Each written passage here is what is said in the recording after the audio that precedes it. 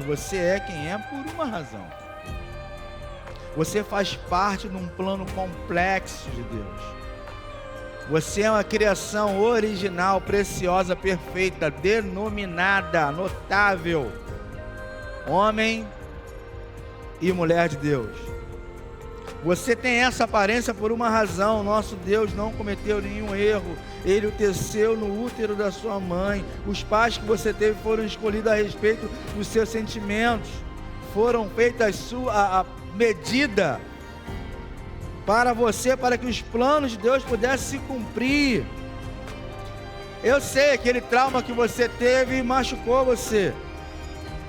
E o Senhor chorou por causa disso. Mas foi permitido para moldar o seu coração, para que você crescesse a estatura e a imagem de Deus. Você é quem é por uma razão.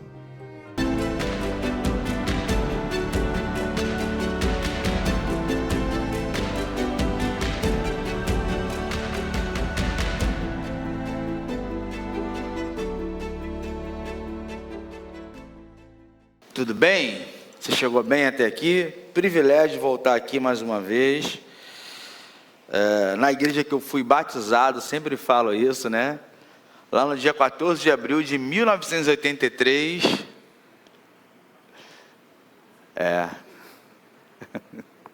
Um mês, né? Deixa passar alguns anos para você ver como é que você vai ficar. Você vai ficar bem. Gente, que alegria poder estar aqui, poder compartilhar. Agradecer ao pastor Demetrios, pastor Anderson pelo convite, pela confiança. É um privilégio, verdadeiramente, nós estarmos aqui nessa noite, para poder falarmos sobre santificados para conquistar. Você vem com a sua Bíblia e abra a sua Bíblia, por favor. Segundo livro da Bíblia, o livro do Êxodo. Hoje nós vamos falar um pouquinho de um conquistador.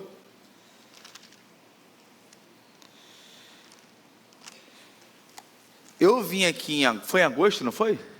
Rapaz, mudou a entrada ali, ficou bonita, parabéns para toda a igreja, ficou muito bonito, muito bom mesmo, né? Eu era do tempo que o templo ainda era aqui embaixo, né? Pastor Sebastião Ferreira fazia aquelas campanhas dos tijolos, do saco de cimento. Não sei se tem alguém daqui do tempo do pastor Sebastião Ferreira. Tem alguém? Rapaz, que maravilha, né? Que bênção, que bênção, que alegria. Achou aí o livro do Êxodo?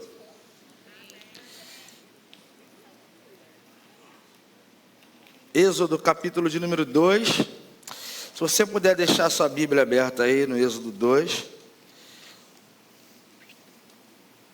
Você pode se colocar em posição em pé, por fineza? Pastor Sebastião falava assim: reverência ao Deus da palavra e à palavra de Deus. Versículo 11. Acharam? Os que acharam, digam amém. Os que não acharam, digam espera. A gente espera. O segundo livro da Bíblia, Êxodo, 2:11. Diz assim: certo dia Moisés, sendo já adulto, foi a um lugar onde os seus irmãos hebreus e descobriu que era pesado o trabalho que realizavam. Viu também um egípcio espancando um dos hebreus, correu o olhar por todos os lados e, não vendo ninguém, matou o egípcio e escondeu na areia. No dia seguinte, saiu e viu 2 hebreus brigando. Então perguntou ao agressor: por que você está espancando o seu companheiro? O homem respondeu: quem o nomeou líder e juiz sobre nós? Quer matar-me como matou o egípcio? Moisés teve medo e pensou: com certeza tudo foi descoberto. Quando o faraó soube disso, procurou matar Moisés. Mas este fugiu e foi morar na terra de Midian.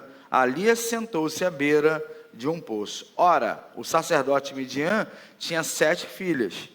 Elas foram buscar água para encher os bebedouros e dar de beber aos rebanhos do seu pai.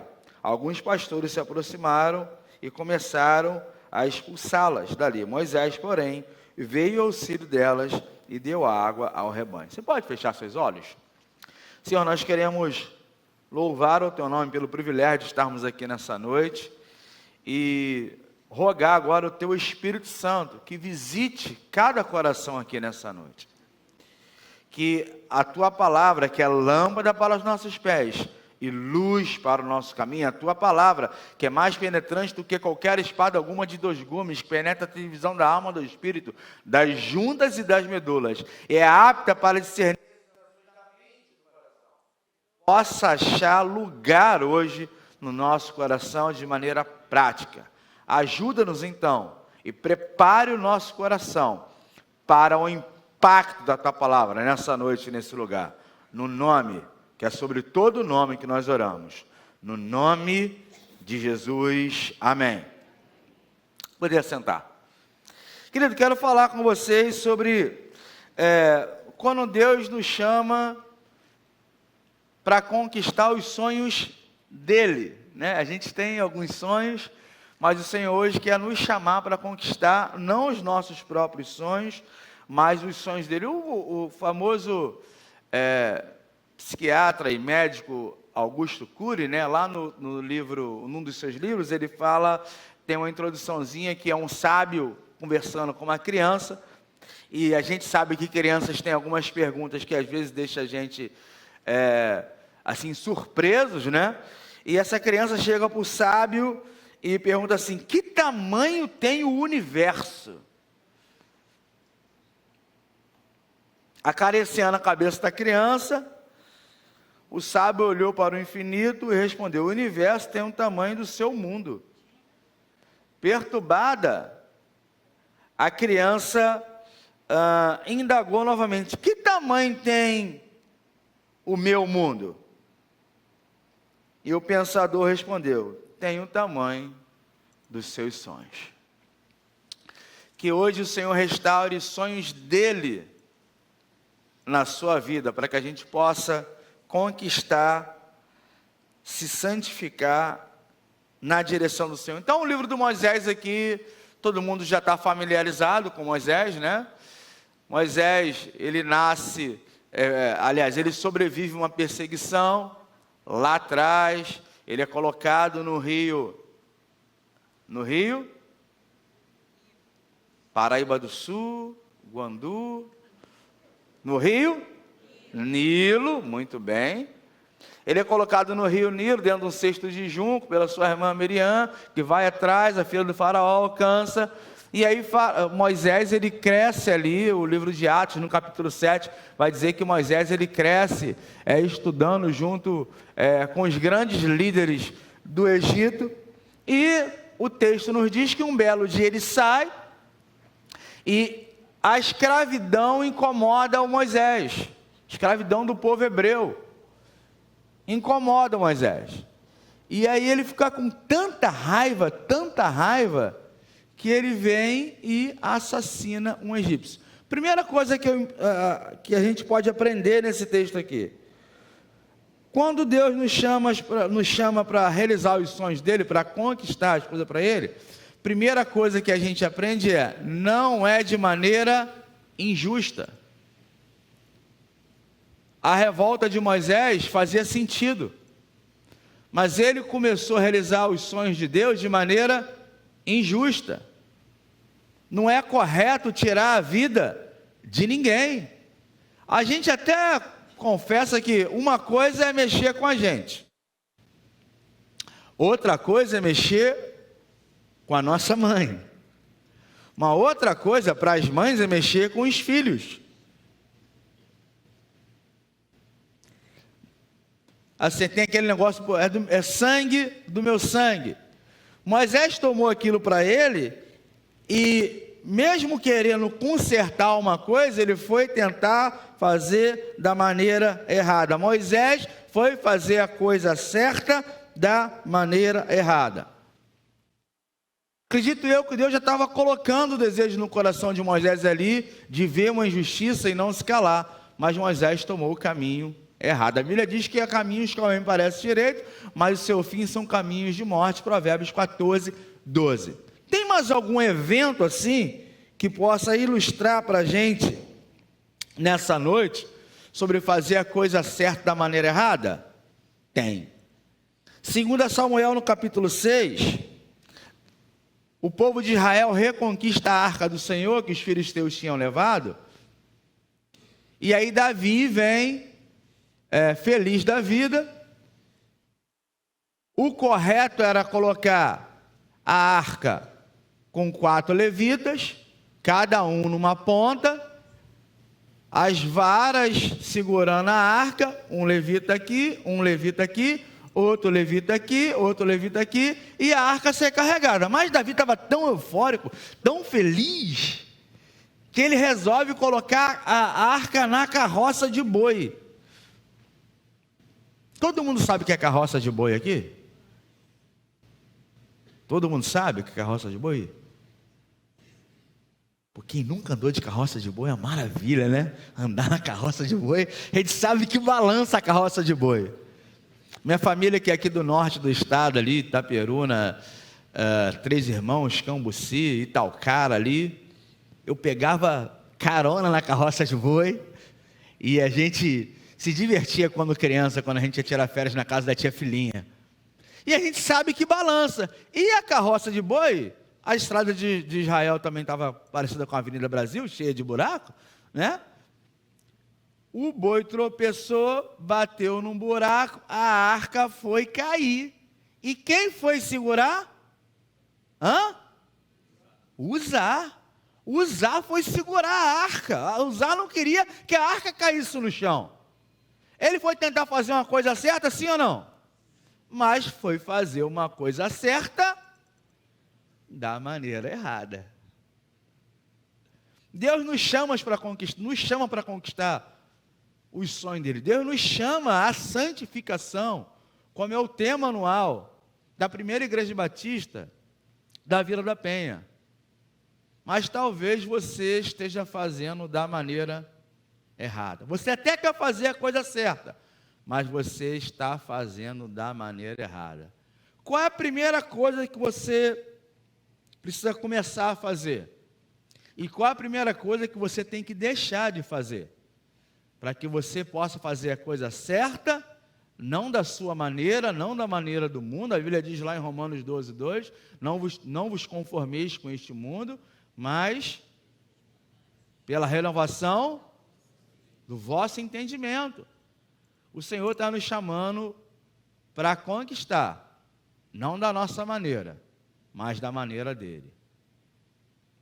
Na família, no seu relacionamento, tem um SOS Casais, na criação dos filhos, no seu trabalho, na faculdade, que é uma luta, né, gente? Quem está na faculdade aí? Na faculdade é uma maravilha, né? É uma guerra, não é verdade? Na faculdade, fazer a coisa certa, da maneira certa. Tem alguém namorando aqui? Não? Ninguém? Namorou? É um namoro 007, é um namoro de coisa. Tem alguém namorando? No namoro, né? Fazer a coisa certa da maneira certa. Deixa eu voltar à pergunta. O que você tem que começar a fazer? O que você tem que parar de fazer? Moisés, ele libertou o povo, mas ele começou da maneira errada. Hoje é um dia de nós nos consertarmos diante do Senhor. Então, a primeira coisa é, não pode fazer a coisa certa ou de maneira injusta, né? E a segunda coisa, capítulo 3, você está com a sua Bíblia aberta aí, vai lá para o capítulo 3. Capítulo 3, o versículo de número...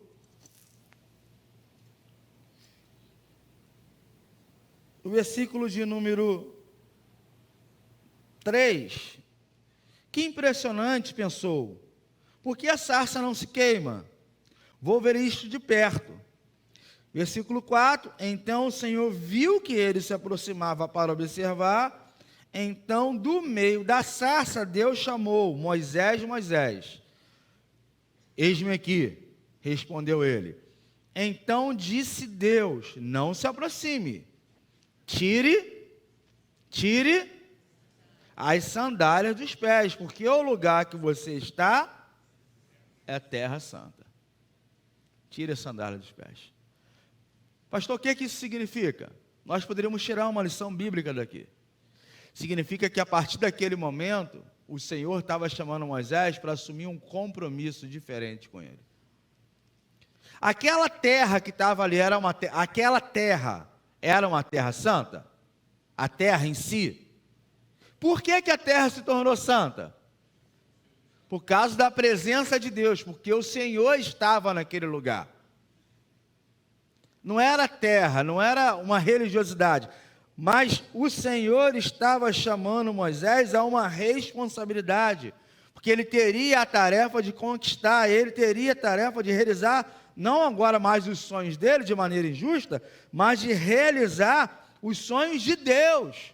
Naquele momento o Senhor estava fazendo uma aliança com Moisés. Ele chama Moisés a responsabilidade. Tem uma ilustração antiguíssima, gente que é antigo de igreja batista, vocês devem ter ouvido essa história. Vamos contextualizar a história, me permitam, tá?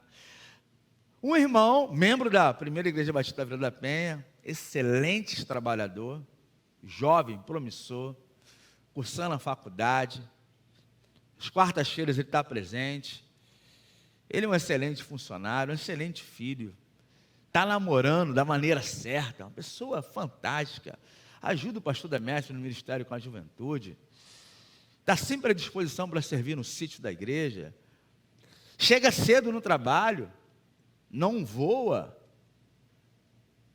A empresa está de olho nesse rapaz, sim ou não? Sim. Está estudando, quer crescimento. E aí, um belo dia, sexta-feira, 4:30 da tarde, o diretor o chama na sala dele. Gente, quem já trabalhou, sabe que sexta-feira, 4:30 da tarde, lembrou, né? Você já ganhou uma demissão nesse dia? Ou você vai ser demitido, ou você vai ser promovido. Esse irmão foi lá, sentou, e o diretor falou todas as características. Nós temos reparado, o senhor tem crescido aqui na nossa empresa, o senhor agora está fazendo faculdade dentro da área que nós estamos precisando, e o senhor sabe que a nossa empresa está se expandindo, e nós temos uma vaga de gerente, que eu vi que o senhor colocou lá, num dos seus objetivos da empresa era crescer, e nós queremos saber se você está disposto a concorrer a essa vaga. Você é o primeiro candidato da nossa lista. Na hora ele falou só assim, por dentro ele estava, glória a Deus. Não, sim senhor, quero sim. Então hoje é sexta-feira, inclusive você está trabalhando no feriado, você veio trabalhar no feriado, parabéns por isso. Você vai para casa, passa o final de semana, conversa com a sua família, com a sua namorada, eles estão preparando para casar, não é isso? Só que só tem um problema. Você é crente. E o irmão ficou meio assim, para a função que a gente quer, não vale. Mas vai para casa tranquilo, ele veio domingo de manhã, teve culto, teve ceia, ele tomou o primeiro cálice antes do pão, estava meio perturbado, não falou direito com a namorada, como ele chegava cedo naquele dia, ele chegou mais cedo ainda, 4:30 da tarde, o diretor chama ele novamente, deixa eu passar o dia todo, falou, e aí meu irmão? Não, conversei com meus pais, eu nem falei com o meu pastor Demétrios, porque uma coisa assim, tem que deixar a igreja, Então, como eu estou terminando a faculdade, eu vou querer a vaga. E o diretor falando, bem, a gente quer dizer que tudo bem, você não vai precisar mais de usar o uniforme, pega a sua carteira profissional também, leva lá no departamento pessoal, que você está demitido. Se ele não tinha ficado perplexo antes, agora que não entendia nada mesmo. E aí o diretor falou: se você não foi capaz de ser fiel, o seu Deus, a sua fé, a sua igreja, os seus pastores, você não vai ser fiel a nós aqui também na empresa. E você está demitido. Irmãos, nós precisamos de mais gente com mais compromisso. Com gente que não só fique na arquibancada, mas vista e sue a camisa. Nós precisamos de gente que sustente em pé aquilo que falou sentado. A gente precisa de mais gente com caráter do que com reputação. Porque qual é a diferença entre caráter e reputação? A circunstância que você vive determina a sua reputação. A verdade que você acredita determina o seu caráter.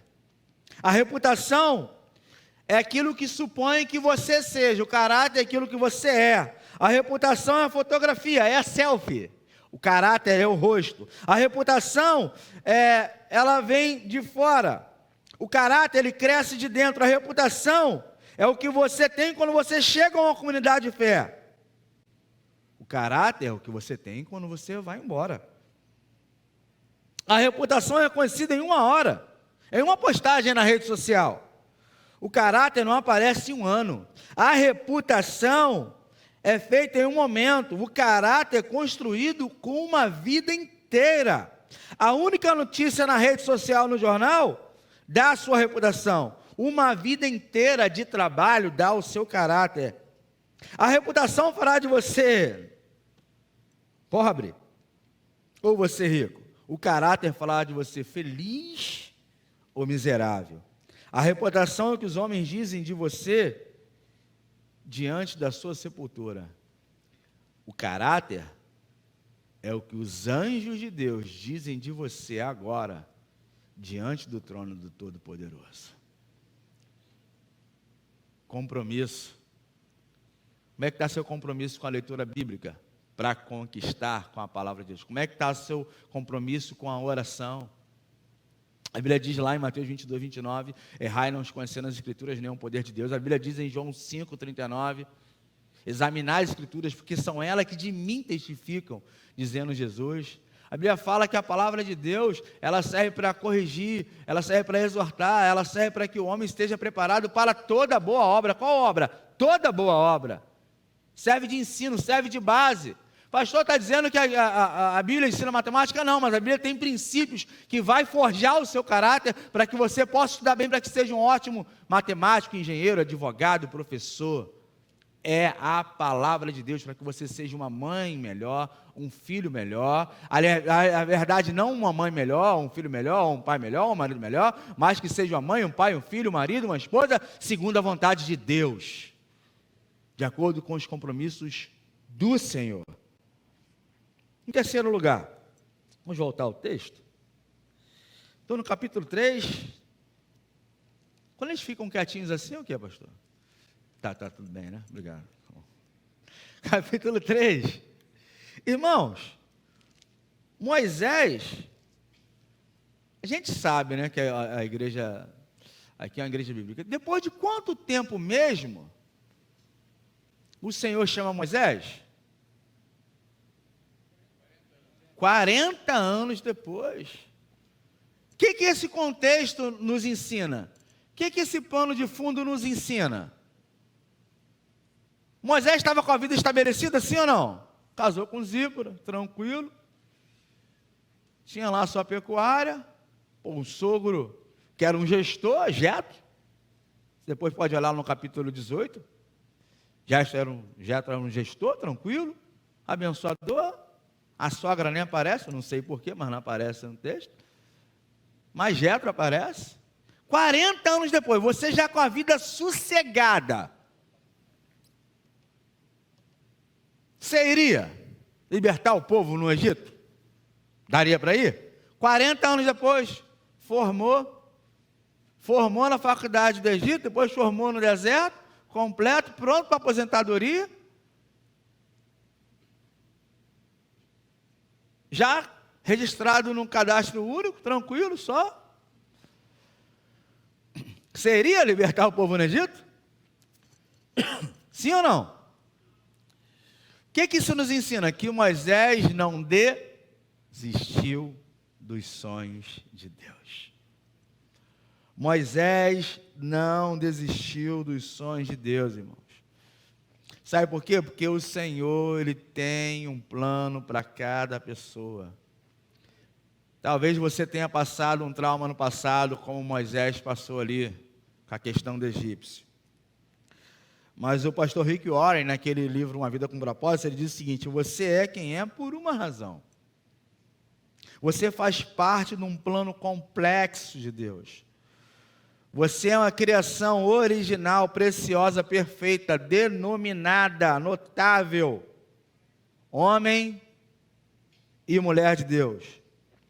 Você tem essa aparência por uma razão. Nosso Deus não cometeu nenhum erro. Ele o teceu no útero da sua mãe. Os pais que você teve foram escolhidos a respeito dos seus sentimentos.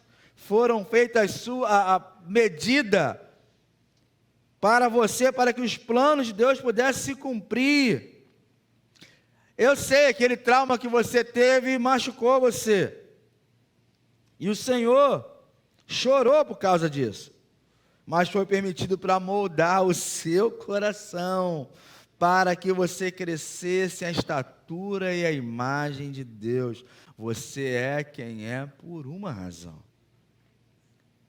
Você vem sendo moldado pela mão do Senhor, para que você se pareça mais com seu Filho Jesus. Você é quem é. Você é um amado, uma amada do Senhor. O Senhor escolheu você para que você não desistisse. Por isso que a gente tem que sonhar mesmo, irmãos. Mostrar, não estou satisfeito, vou me aposentar. Não se aposenta não, você está novo. Mostre-me alguém completamente satisfeito, que eu mostrarei alguém que ainda não se decidiu. Irmãos, atrás das grandes dificuldades, atrás dos grandes problemas, estão as grandes realizações. Deus, Ele sempre transforma, irmãos. Sempre transforma, como na vida do PR aqui. Frustração, insatisfação, rejeição, aceitação, fracasso, o Senhor tem sucesso espiritual. Problemas, Ele tem solução. É Ele que transforma as tempestades em bonança. Ele é o único capaz de curar, de dar alívio ao nosso cansaço. E onde tem ódio, Ele coloca o seu amor. Moisés não desistiu. Por isso que a Bíblia diz que Deus gosta de quem não desiste. Hebreus 10, 38, 39, diz lá: mas o justo viverá pela fé, mas se ele recuar, retroceder, voltar atrás ou desistir, a minha alma não tem prazer nele, diz o Senhor. Por isso que o apóstolo Paulo fala lá em 2 Coríntios 4, a partir do 16, por isso que nós não desanimamos, ainda que o nosso homem exterior venha se corromper, venha se desgastar, o nosso homem interior se renova dia após dia, porque a nossa leve e momentânea tribulação produz para nós um peso de glória muito excelente. Por isso que nós não olhamos para as coisas que se veem, porque as coisas que se veem são temporais, e as coisas que não se veem, aleluias, essas sim são eternas. Não desista. Quem sabe você veio nesse culto de quarta-feira pensando: hoje vou jogar a toalha. Não, está muito cedo para você jogar a toalha. O Senhor está dando uma injeção espiritual para você aqui, falando: eis que eu estou contigo. Na verdade, esse é o significado do nome de Jesus, Emanuel, que quer dizer Deus está conosco. O Senhor está conosco, o Senhor está com você. Desiste não. Se tem alguém que pensando em desistir do casamento, desiste não. Santifica, fortifica para vencer. Se tem alguém pensando do ministério desistir, desiste não. Está muito cedo, o Senhor está com você. Você está sendo forjado. Se alguém tem pensando em desistir do trabalho, da família, da faculdade, desiste não. O Senhor está contigo. Está tendo perseguição, está tudo bem. Todos aqueles que querem viver piedosamente serão perseguidos, diz o apóstolo Paulo. Fica firme, o Senhor está com você. Se tem alguém aqui ou nos assistindo pela internet pensando em desistir da vida, não desiste não. O Senhor te ama. Ele te ama de tal maneira que Ele é capaz de mudar a sua vida, transformar a sua vida. Ele tem poder suficiente para tirar você do buraco da depressão. O Senhor está com você. Desiste não. Em quarto lugar, nós vamos até que hora, pastor? Não, mas o pessoal trabalha amanhã. Que hora termina? Quando acaba. Irmãos, eu estou cheio, hein? Não fala isso não. Mas vamos ao capítulo 4, então? Você está comigo aí, sim ou não? Capítulo 4. O versículo 2 é interessante. Parece que Deus está fazendo uma pegadinha com Moisés, né? Olha o versículo 2. Então o Senhor lhe perguntou: que é isso na tua mão? Mas Moisés estava com um cajado na mão. Sim ou não, irmãos? Sim ou não, irmãos? Que é isso na tua mão? Um cajado. Você vai lá libertar o povo com um cajado. Senhor, você está de brincadeira com um cajado? Mas o que isso ensina para a gente, irmãos? Você pode olhar aqui para mim, por favor? Libera as suas mãos aí. Faça assim, ó. Deixa eu perguntar para você, o que você tem aí na sua mão? Oi? O que você tem aí na sua mão? Tem nada. O que significa para a gente, que a gente pode aprender com esse texto? Que nós precisamos nos tornar dependentes do Senhor.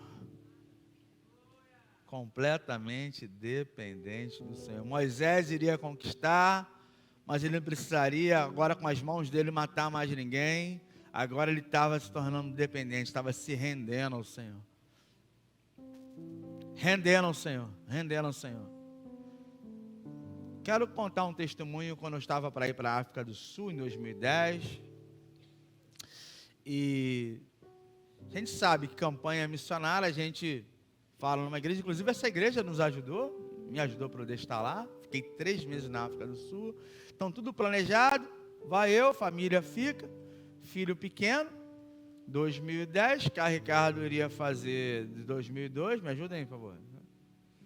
Iria fazer 8 anos. E a minha primeira viagem ao exterior, depois que ele já estava entendendo alguma coisa. Então, minha esposa Rogéria ficava também, iria ficar, e eu iria ficar 3 meses na África do Sul, para preparar as igrejas, para receber a evangelização da Copa do Mundo, participar da evangelização e depois pegar os feedbacks, porque em 2014 a Copa seria aqui no Brasil. Então, plano longo, né? Então, levanta recurso, oferta das igrejas, quentinha na igreja, Lava Jato, aquela coisa nossa de igreja, né? Tudo comprado, passaporte tirado, não precisa de visto, vacinas ok. Uma semana antes, que a Ricardo tem uma dor ao lado, vamos ao médico. O médico não pôde atender, não tinha recurso suficiente naquele hospital. Fomos para um hospital maior, hospital geral, moro em Campo Grande. Quando chegamos lá, logo na triagem, falou, é apendicite. Nossa, uma cirurgia de apendicite, 10 dias antes de você ficar 3 meses de casa, é ruim. Aí entramos, e aí um cirurgião precisa dar a opinião do outro, o outro está na mesa de cirurgia. Nesse inteirinho, isso foi umas 7 horas da noite, aquele atendimento rápido, né, do hospital, 1h da manhã. E ele perguntando, por que eu estou passando por isso? Cadê o PR? Cadê o PR? O PR está por onde? Por que eu estou passando por isso? Aí pergunta para a gente, né? Aí eu que sei. Isso. Gente, o outro médico falou assim, ó, ele acha que é apendicite com uma cirurgia simples. Eu já acho que é um câncer nos rins.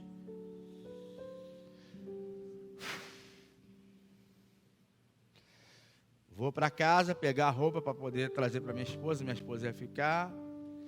Quando eu chego em casa, o telefone toca, eu atendo o telefone, o hospital entrou em quarentena. Chegou uma criança com meningite meningocócica. Gente, eu gosto muito de ler. Muito de ler. Eu olhei para a minha biblioteca assim, teologia sistemática, um monte. Comentários bíblicos. Várias bíblias de estudo. Nenhuma delas tinha uma resposta para mim. Nenhum estudo humano tinha uma resposta para mim. Eu me ajoelhei na sala da minha casa e eu comecei a orar, comecei a gritar, comecei a clamar, comecei a orar diante do nosso Deus. Daqui a pouco ligaram, os médicos deram alta, fui para a igreja, naquele domingo eu dirigi o culto à noite. Quando eu cheguei na igreja, minha esposa falou, a febre voltou, fomos para o hospital, fomos para o hospital aqui geral de Bom Sucesso, fizemos todos os exames, e a doutora falou, não conseguimos trazer os exames do outro, não estava liberado. Falou, ele está com muitos gases, depois do dia todo no hospital. Poxa, pastor, gases?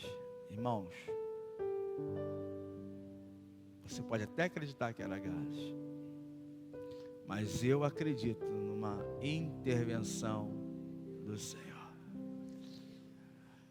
A gente precisa dessa dependência de Deus para conquistar. Anote aí na tábua do seu coração. Você só saberá que Deus é tudo aquilo que você tiver quando Ele for tudo aquilo que você precisa. É entregar, é confiar. Por isso que a Bíblia fala lá no Salmo 37, versículo 4, versículo 5, deleita-te no Senhor e Ele satisfará os desejos do seu coração. Entrega o teu caminho ao Senhor, confia nele, e o mais Ele falar. Vamos cantar esse louvor? Podemos cantar?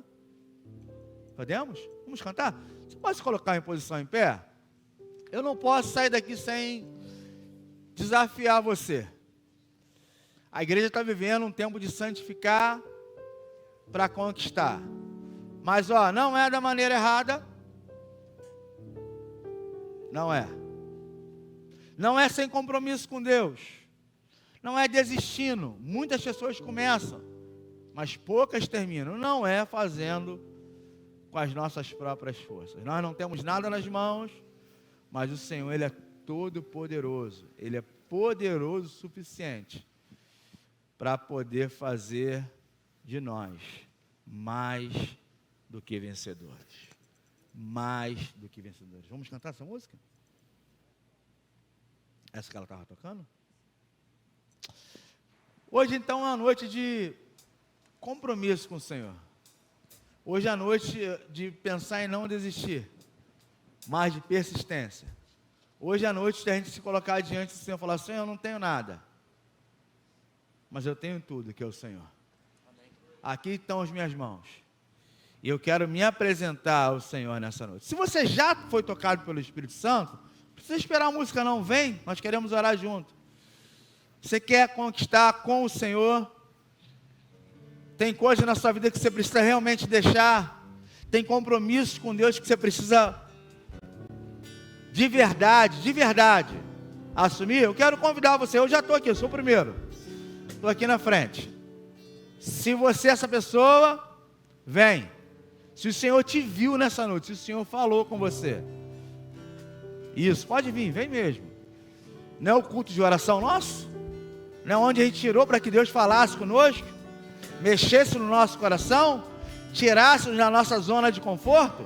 Então vem mesmo, vem, traz mais um, vem, traz, fala assim, Senhor, aqui não é um lugar santo por conta do lugar, é um lugar santo por causa do Deus do lugar, e Ele está aqui nessa noite, e nós já sentimos a presença dEle, é clara.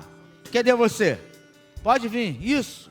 Prostre-se diante do Senhor, fique em pé, mas não deixe de vir não, venha.